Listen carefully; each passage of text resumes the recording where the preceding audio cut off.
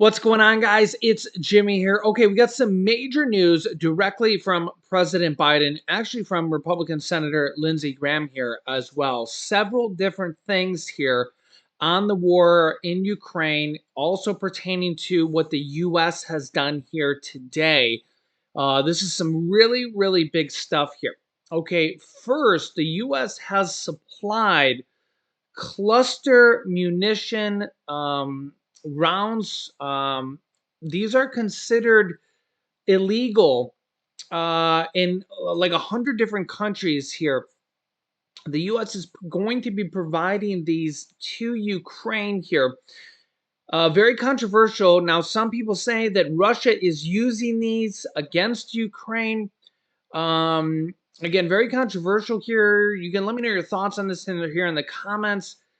Here's what President Biden has to say. Then we're going to talk about President Biden, well, not really his decision, but his thoughts on Ukraine coming into NATO. Remember, if this were to happen, um, it would kind of make Ukraine untouchable to Russia, because if Russia were to attack Ukraine anymore, there would be a declaration of war against the United States and the 31 other countries as well. And what Lindsey Graham, Republican senator, has to say on this here as well, very, very kind of shocking here. I'll give you the details here on all this. First, we'll start with what President Biden's decision on these cluster munitions and what he has to say. Take a listen to this. Today, CNN's Fareed Zakaria sat down for an exclusive interview with President Joe Biden at the White House. Biden was asked by Fareed directly about his decision to send these controversial munitions to Ukraine.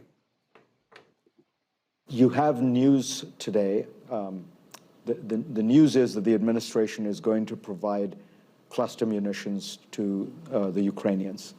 These are weapons that 100 nations ban, including some of our closest NATO allies. When there was news that the Russians might be using it, admittedly, against civilians, your then press secretary said this might be the constitute war crimes. What made you change your mind and decide to give them these weapons? Two things, Fareed, and it was a very difficult decision on my part. And by the way, I discussed this with our allies, discussed this with our friends up on the Hill. And we're in a situation where Ukraine continues to be brutally attacked across the board by munitions, by these cluster munitions that have dud rates that are very, very low, very high, that are a danger to civilians, number one. Number two, the Ukrainians are running out of ammunition. The ammunition that they call them 155 millimeter weapons. This is a war relating to munitions, and they're running out of that ammunition, and we're low on it. And so what I finally did, took the recommendation of the Defense Department to not permanently, but to allow for, in this transition period where we get more 155 weapons, these shells for the Ukrainians, to provide them with something that has a very low dud rate. It's about I think it's 150, which is the least likely to be blowing, and it's not used in civilian areas. They're trying to get through those trenches and then stop those tanks from rolling. And so, but it was not an easy decision, and we're not signatories to that agreement, but it took me a while to be convinced to do it. But the main thing is they either have the weapons to stop the Russians now keep them from stopping the Ukrainian offensive through these areas, or they don't, and I think they needed them. Yeah, it'll be interesting to see what happens here. You can already see major headlines on these cluster bombs. Unease grows over U.S. sending cluster bombs, cluster munitions to Ukraine. And Ukraine says it won't use the cluster bombs in Russia. Now, note the keywords there are in Russia, not in Ukraine, to defend its own territory. Ukraine's defense minister welcomed a U.S. decision to send cluster bombs to Kyiv, saying it would help to liberate Ukrainian territory, but promised the munitions would not be used in Russia, and said the munitions would help save the lives of Ukrainian soldiers, adding Ukraine would keep a strict record of their use and exchange information with its partners, saying, quote, "Our position is simple. We need to liberate our temporarily occupied territories and save the lives of our people," they wrote on Twitter. Ukraine will use these munitions only for the deoccupation of our internationally recognized territories. These munitions will not be used on the officially recognized territories of Russia. Moscow again criticized the US decision on Saturday, describing it as another egregious example of Washington's anti Russian course. Another wonder weapon which Washington and Kyiv are counting on without considering its grave consequences, which in no way will affect the course of the special military operation, and the goals and objective of which will be fully achieved, said the foreign ministry spokesperson from Russia. U.S. spokesperson Jake Sullivan said, quote, "We recognize that cluster munitions create a risk of civilian harm from unexploded ordnance, but there's also a massive risk of civilian harm if Russian troops and tanks roll over Ukrainian positions and take more Ukrainian territory and subjugate more Ukrainian civilians because Ukraine does not have enough artillery." Also, here's what President Biden said about Ukraine joining NATO. And also, here's what Lindsey Graham, Republican senator, said as well about Ukraine joining NATO. Take a listen. Ukraine's potential membership in NATO will also be top of mind as President Biden prepares to head overseas for a NATO summit next week. CNN's Fareed Zakaria just sat down with President Biden for an exclusive interview and asked him about Ukraine wanting to join NATO very much. Take a listen. When you go to the NATO summit, the big strategic issue is that Ukraine wants membership in NATO. Should it get membership in NATO? I don't think it's ready for membership in NATO, but here's the deal. I spent, as you know, a great deal of time trying to hold NATO together because I believe Putin has had an overwhelming objective from the time he launched 185,000 troops into Ukraine, and that was to break NATO. He was confident, in my view, and many of the intelligence community, he was confident he could break NATO. So holding NATO together is really critical. I don't think there is unanimity in NATO about whether or not to bring Ukraine into the NATO family now, at this moment, in the middle of a war. For example, if you did that, then, you know, I mean what I say, we're determined to commit every inch of territory that is NATO territory. It's a commitment that we've all made no matter what. If the war is going on, then we're all in a war. You know, we're at war with Russia, if that were the case. So I think we have to lay out a path, for the rational path, for Ukraine to be able to qualify to get into NATO. And we have, when the very first time I met with Putin 2 years ago in Geneva, and he said, "I want commitments on no Ukraine in NATO." I said, "We're not going to do that because it's an open door policy. We're not going to shut anybody out."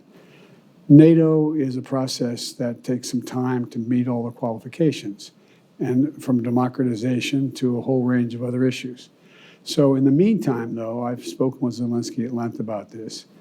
And one of the things I indicated is the United States would be ready to provide, while the process was going on, and it's going to take a while that process was going on, to provide security a la the security we provide for Israel, providing the weaponry, the capacity to defend themselves if there is an agreement, if there is a ceasefire, if there is a peace agreement. And so I think we can work it out, but I think it's premature to call for a vote, in now, because there's other qualifications that need to be met, including democratization and some of those issues.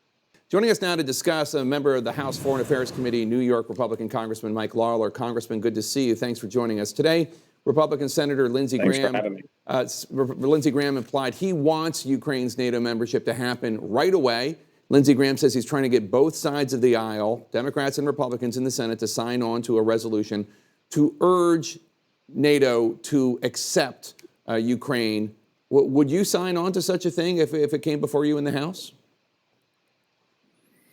Look, it's certainly something that will be under consideration. We had a hearing just a few weeks ago with administration officials. Specifically, I and some of my colleagues asked about Ukraine's acceptance into NATO and whether or not the administration would be pushing for that at the NATO summit. Obviously, we have our answer from the president. He does not think they are ready for it. I do think that the sooner Ukraine joins NATO, the better. Obviously, there is a process. It does take time. But I do think the administration should be more forward-leaning in pushing for Ukraine's acceptance into NATO. I think at the end of the day here, the president is right insofar as Russia and Vladimir Putin certainly thought that they could break NATO, that we would not be unified with our allies in response to their illegal war and invasion of Ukraine. We have been unified. We need to continue to be unified, and we need to ensure that Ukraine is able to defend its sovereignty. Yeah, so obviously things are being pushed to the next level here with these cluster munitions now going to Ukraine. Russia's going to take this very seriously. Will Russia then take this to the next step, the next level here? We'll see here. Russia has talked about using nuclear weapons or tactical nuclear weapons on the battlefield. Will they then take this to the next level? We'll see here. Yeah, things are getting a little bit out of control here. As both sides have been running out of ammo for quite a while here. One thing's for sure is that the U.S. needs to step up its ammo production stat because imagine if the U.S. gets pushed into some type of, escalation here. We're running out of troops. I just did a video here that for several years now, we have not met our new incoming troops quota of people signing up to be in the military, the U.S., the Navy, different branches of the armies and stuff here. We're not meeting our quota. We're running out of munitions to even send to them, let alone our own munitions. Yeah, we need to be producing this stuff like double time, triple time. It's concerning to say the least. Let me know your thoughts here in the comments. I'll keep you up to date here with everything going on here in our country and around the world that you need to know about. So if you haven't yet, click the subscribe button down below and the bell icon so you don't miss out on any new videos. It's completely free to do so. New videos come out here on our YouTube channel every day at 10 a.m., 3 p.m., and 8 p.m. Eastern Standard Time. Thanks for liking and sharing these videos. Click here to see the Fed's new plan to crash the U.S. economy. Or there's 10 days left before this happens. Click on one of those videos next. Thanks for watching, guys, and I'll see you in the next video.